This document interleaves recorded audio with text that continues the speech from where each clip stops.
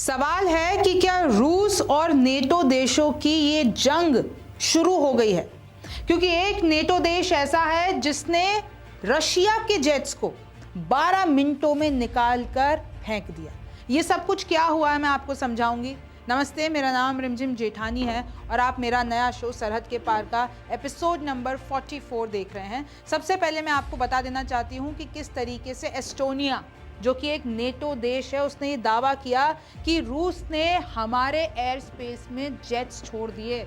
19 सितंबर को 3 मिग-31 हमारे देश में घुस आए और उसके बाद क्या किया, एस्टोनिया ने जो उसके पास इटली के F-35 जेट्स तैनात थे उनको उड़ा दिया। और 12 मिनट के बाद लिटरली वो जो रशिया के जेट्स घुस आए थे उनको लौटना पड़ा।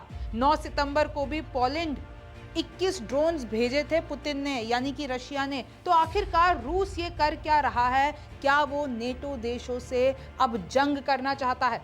एस्टोनिया और पोलैंड दोनों ही नेटो देश हैं और आपको पता है ना, नॉर्थ एटलांटिक ट्रीटी ऑर्गेनाइजेशन ये कैसे 32 देशों का एक समूह है और इसमें कहा जाता है किसी भी एक नेटो देश पर हमला मतलब सब पर हमला, और जवाब सारे जने मिलकर देंगे। बाल्टिक देशों में बढ़ाई गई है सुरक्षा, लेकिन सवाल फिर यह है कि बाल्टिक देश क्या होते हैं? कैसे 2004 में ये जो 3 देश हैं जिनको बाल्टिक स्टेट्स कहा जाता है वो नेटो के साथ जुड़ गए थे? तो सबसे पहले आप ये नक्शा देखिए। ये जो भारत है, भारत से अगर आप इस तरफ जाएंगे, यहां पर है एस्टोनिया, ये ऊपर रशिया है, ये एस्टोनिया है। और रशिया ने क्या किया, एस्टोनिया में अपने जेट्स छोड़ दिए। अब जरा और मैं आपको एस्टोनिया का नक्शा जूम करके बताती हूँ। ये रशिया है, ये एस्टोनिया है और ये टेलिन जो है इसकी कैपिटल है। और ये आपको ये बाल्टिक सी दिख रहा होगा, ज़रा मैं इस तरफ से आपको दिखाती हूँ, गौर से देखिए। फिनलैंड ऊपर है, ये बाल्टिक सी है, एस्टोनिया और लाटविया। तो क्या हुआ है, जो बाल्टिक स्टेट्स होते हैं जहाँ पर पूरी तरीके से ये जेट्स छोड़े गए हैं रशिया की तरफ से, वो है एस्टोनिया और वो कुछ इस तरीके का दिखता है। और अगर मैं आपको बाल्टिक स्टेट्स के बारे में बताऊंगी तो आपको पता चलेगा कि कैसे लिथुआनिया, लाटविया और एस्टोनिया ये तीनों के तीनों बाल्टिक स्टेट्स कहे जाते हैं और ये बाल्टिक सी है। और क्यों इनको कहा जाता है? क्योंकि अगर आप ये देखेंगे, रशिया से अगर रशिया नेटो मुल्क पर, यूरोपियन यूनियन पर हमला करता है तो ये जो 3 स्टेट्स हैं, ये जो 3 देश हैं, उसके लिए एक तरीके से बफरिंग जोन बन सकते हैं, क्योंकि रशिया से इनकी बॉर्डर लगती है, इसकी नहीं लगती है, लेकिन ये जो लाटविया और एस्टोनिया उससे बॉर्डर लगती है। तो रशिया के लिए दोनों तीनों बहुत एक्सेसिबल हैं और अगर उसको आगे हमला करना है नेटो देशों पर या यूरोप पर तो उसको ये बाल्टिक सी क्रॉस करना पड़ेगा। तो रशिया चाहता है कि भाई ये तीनों मैं कब्जा लूं तो मुझे एक एज मिल जाएगा। और कहीं ना कहीं नेटो मुल्कों को भी ये जो है ना, ये लाइन, ये जो 3 जो फ्रंट लाइनर स्टेट्स हैं वो कहीं ना कहीं काम आते हैं रशिया पे निगरानी करने के लिए। अब हम बात कर लेते हैं एस्टोनिया की। एस्टोनिया ने EU यानी कि यूरोपियन यूनियन और नेटो को 2004 में ज्वाइन किया था। पहले ये जितने भी सारे हैं वो सोवियत यूनियन का हिस्सा थे। और जो एस्टोनिया है उसको पहले रशियन एम्पायर ने 18वीं सेंचुरी में कब्जा लिया था। फिर 1918 में इसको अपनी इंडिपेंडेंस मिली। जैसे ही रशियन एम्पायर फॉल किया 1918 में, एस्टोनिया आज़ाद हो गया। उसके बाद EU और नेटो ने उसको ज्वाइन कर लिया, यानी एस्टोनिया नेटो का सदस्य है। अच्छा, रशिया के लिए सबसे, मैं आपको बता दूं, दुख भरी नब्ज़ जो है ना वो यही है कि ज़्यादा से ज़्यादा वो मुल्क जो उसी से निकले हैं, पहले जो रशियन एम्पायर का हिस्सा हुआ करते थे, सोवियत यूनियन का, वो अब धीरे धीरे नेटो के संगठन में जुड़ते जा रहे हैं। यूक्रेन भी देखिए, यूक्रेन भी नेटो में शामिल ना हो, रशिया ने कहीं ना कहीं इसलिए देखिए जंग छेड़ रखी है, कहीं वो उस पाले में ना चला जाए। तो अगर जितना स्ट्रांग नेटो होगा उतना कमजोर रशिया होगा। तो रशिया को ये बिल्कुल पसंद नहीं है और अब कहा जा रहा है कहीं ऐसा ना हो कि लिटरली रशिया और ये जो 32 नेटो मुल्क हैं उनमें जंग ना हो जाए। सिर्फ पोलैंड से नेटो ज़मीनी मदद पहुंचा सकते हैं। अच्छा, अगर रशिया ने पोलैंड पर एक तरीके से ब्लॉकेज लगा दिया ना तो रशिया को एक एज मिल जाएगी। क्यों? क्योंकि सिर्फ और सिर्फ ये जो नेटो की सेना कही जाती है, क्योंकि 32 देशों की एक तरीके से एक ही सेना होती है, तो वो लोग अगर रशिया ने पोलैंड में कोई भी बैरियर लगा दिया तो नेटो जो हैं वो बाल्टिक स्टेट्स में ज़मीनी सहायता नहीं पहुंचा पाएंगे। अब रूस के ये पड़ोसी लेंगे नए फैसले। अब देखिए उन्होंने सोचा कि भाई अमेरिका ने तो कह दिया, उसने तो हाथ खड़े कर दिए, ट्रंप ने तो हाथ खड़े कर दिए कि यूरोपियन यूनियन को अपनी मिलिट्री को और स्ट्रॉन्ग करना पड़ेगा, अपने बजट को और स्ट्रॉन्ग करना पड़ेगा। और कहीं ना कहीं लग रहा है कि अमेरिका को तो साथ नहीं देगा अगर, तो यूरोपियन यूनियन या नेटो मुल्क तो, क्योंकि नेटो संगठन पूरा अमेरिका के फंड पे चल रहा है, सबसे बड़ा कंट्रीब्यूटर अमेरिका, और अगर अमेरिका ही पीछे हट जाता है तो ये लोग तो बर्बाद हो जाएंगे।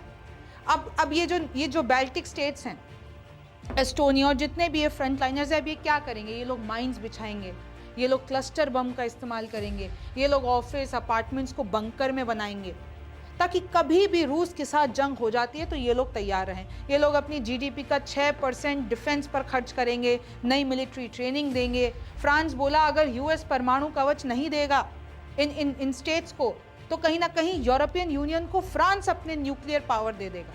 रूस अगले 6 महीने से 2 साल के बीच हमला कर सकता है, ये एक रिपोर्ट का दावा है। पुतिन नेटो को पहली बार परखेंगे। पुतिन ये चाहते हैं, जो कि रशिया के प्रेसिडेंट है, कि भाई ये लोग कहते रहते हैं कि नेटो हम 32 देश हैं, किसी एक पर हमला करोगे हम सब जवाब देंगे, लेकिन आज तक किसी ने टेस्ट नहीं किया है। कभी ऐसी सिचुएशन ही नहीं पड़ी कि किसी एक पर हमला किया और सबने एक साथ हमला किया। तो पुतिन चाहते हैं नेटो को टेस्ट करना।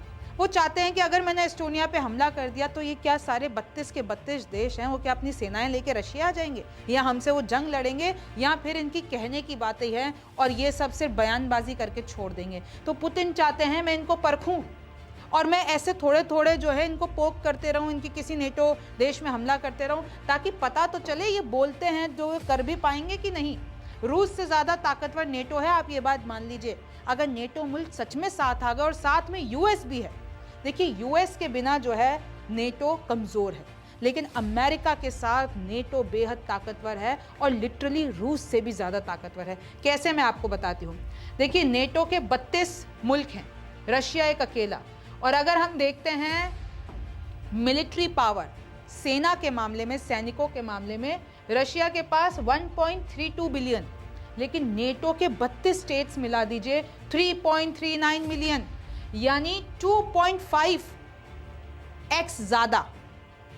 ये है नेटो की पावर। और एयरक्राफ्ट के मामले में देखिए तकरीबन 22,000 एयरक्राफ्ट नेटो के पास, और रूस अकेले के पास 4,800 एयरक्राफ्ट, यानी बहुत कम।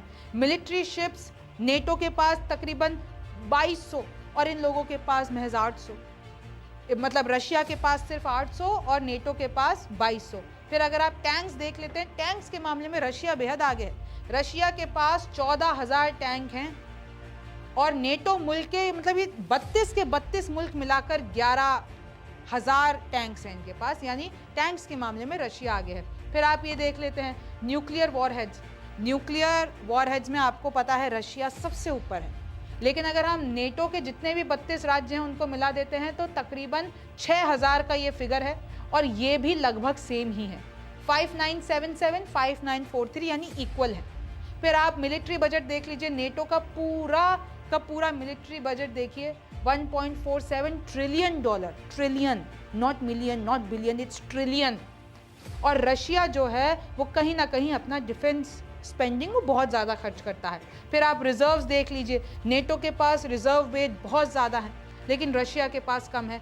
तो ये पक्का है कि अगर नेटो मुल्क यूएस समेत रशिया के खिलाफ उतरेंगे, जंग होती है, तो नेटो के पास ज़्यादा पावर है। अब ज़रा मैं आपको जल्दी से बता देती हूँ नेटो मुल्क वो 32 नेशंस कौन कौन से हैं।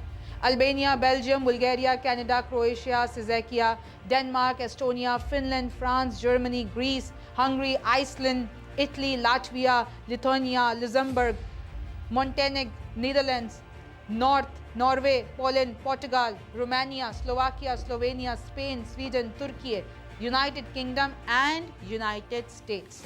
फिर आगे देखिए कि कैसे 4 अप्रैल 1949 ये वो तारीख है जब 12 देशों के फॉरेन मिनिस्टर एक साथ आते हैं। उन्होंने बनाया नॉर्थ अटलांटिक ट्रीटी, यानी कि उसको उस वक्त पे वॉशिंगटन ट्रीटी कहा जाता था, लेकिन बाद में इसका नाम नेटो पड़ गया, और ये सब वॉशिंगटन डीसी यानी कि अमेरिका में डिपार्टमेंटल ऑडिटोरियम में मिले थे। अब ये 12 फाउंडिंग मेंबर्स कौन से थे मैं आपको बता देती हूँ। Belgium, Canada, Denmark, France, Iceland, Italy, Luxembourg, the Netherlands, Norway, Portugal, United Kingdom and the United States. ये 12 फाउंडिंग मेंबर्स थे और उसके बाद अब ये जो संगठन है वो 32 देशों का है। लेकिन आप देखिए कि रशिया कैसे लगातार यूक्रेन पर हमला कर रहा है। अभी कल की ही बात है जब रशिया ने हंड्रेड्स ऑफ ड्रोन यानी 100 से भी ज़्यादा ड्रोन्स जो हैं वो यूक्रेन में छोड़े। ये तस्वीर देखिए, ये देखिए, Russia launches large scale missile and drone attack on Ukraine killing 3। यानी रशिया रुकने का नाम नहीं ले रहा है और अगर जल्दी कुछ नहीं किया गया तो फिर आप नेटो वर्सेस रूस की जंग देखेंगे। अब इस पे ट्रंप क्या करेंगे, नेटो मुल्क क्या करेंगे, वो जो बोलते हैं वो सच में करेंगे कि नहीं करेंगे, ये तो वक्त बताएगा। आप सरहद के पार देख रहे थे। मेरा नाम रिमझिम जेठानी है। आपसे फिर मुलाकात होगी।